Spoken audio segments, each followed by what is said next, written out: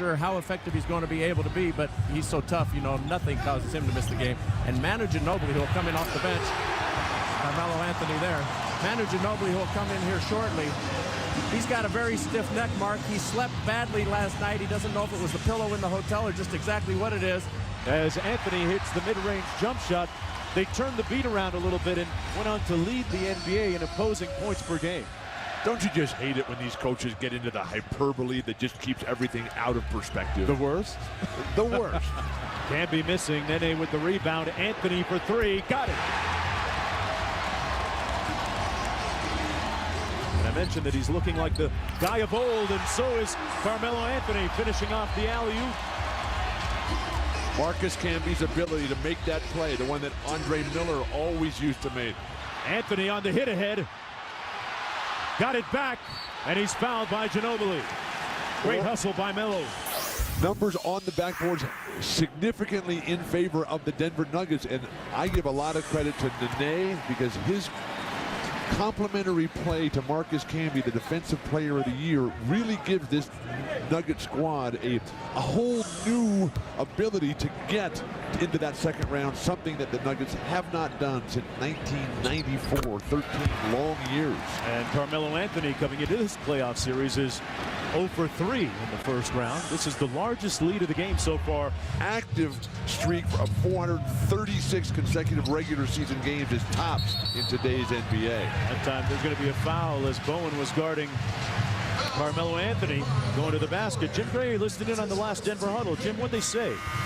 Well, George Karl turned to Carmelo Anthony and he said, hey, Carmelo, you still have to go to the rim. You can't be worried about all the block shots that are taking place out there by the Spurs. And as you saw right there, it was very effective, and he listened. Interesting coaching there. That's interesting.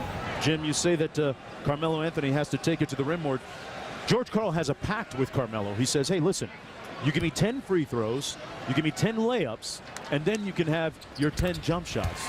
Any mix of 2-point field goals or 3-point field goal attempts.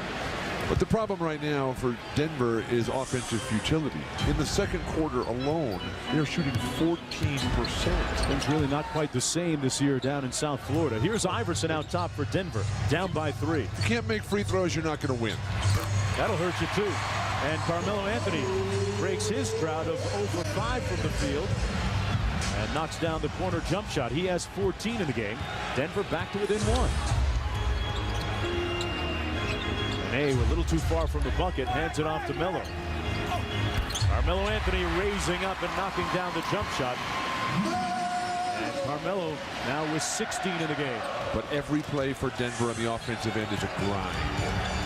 Standing still, going one-on-one against a dug-in defense. You can't win championship level basketball against a great team like the Spurs playing that style. And Parker missing. And a fortuitous roll for Melo. And it's a 1-point game again with 9:23 to go in the third quarter. And what makes Denver so tough is that they have Iverson and Carmelo Anthony. Said it took him a little time to get adjusted to the altitude here at Denver, but he is still in incredible shape as Melo fights off Bruce Bowen. The blocking foul called against Bowen. And back to Iverson. Steve Hess says that he is a genetic freak of sorts and that Iverson has just 5% body fat on that frame of his. After shooting in the low 40s in the first half of each game.